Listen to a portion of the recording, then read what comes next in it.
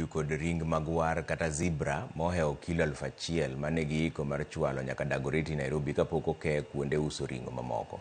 Maendi biro e kinde ma apisas mag thieth e kaunti ma Nairobi koni tuo mar anthrax bende osedonjo Nairobi ka kendo ng'at achiel oseyudo tuono. Kaka Judith Omondi leronwa, jogo marango ngima oganda kata jo public health e kaunti ma Nairobi sani nigi e ng'anyo, kendo mano nyiso ni nonro ok tim makare ne ringre. E apedha ma otim kod apisas mag Kenya Wildlife Service e kar dak magi Kambura, Kikuyu, omak ji adek ma oyud kod ringo mar lee bungu, mano magwar ma oheo kilo 1,000.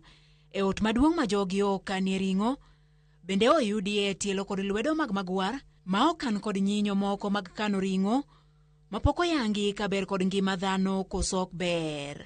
They found 6 packs of deboned meat weighing about 500 kilograms.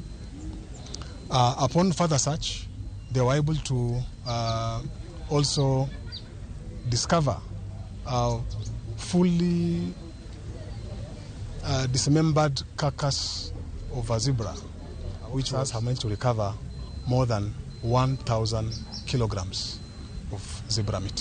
What was also recovered is some preservative, which we are not too sure whether it is indeed a genuine preservative.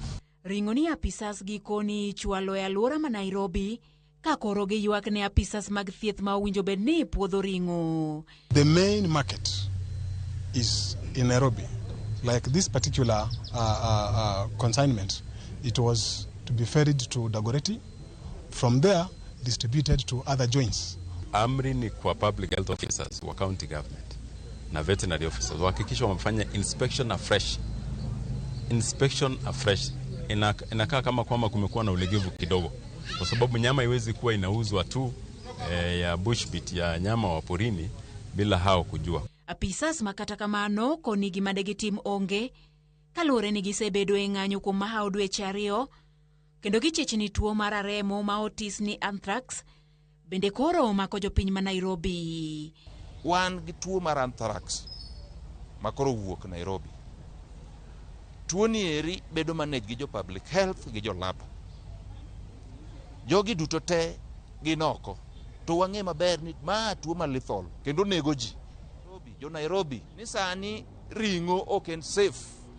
Nikech jo marango ringo no ero ka en safe onge tich. You all know that there's a lot of rains going on right now. In fact, very soon, because there's nothing going on in the public health, we are going to have an outbreak of cholera. All other counties should benchmark from Nairobi. And we have a governor that is not actually has put a blind eye and an ear from us. Giling mar governor ma Nairobi Johnson Sakaja, ichopo kare dwaro mag jochiw thieth, gichechni mathoth nyalo kethore ka koro, gidwaro mondo meeting mar county ni duto duok ne sirikal mamalo. The whole county is not functional.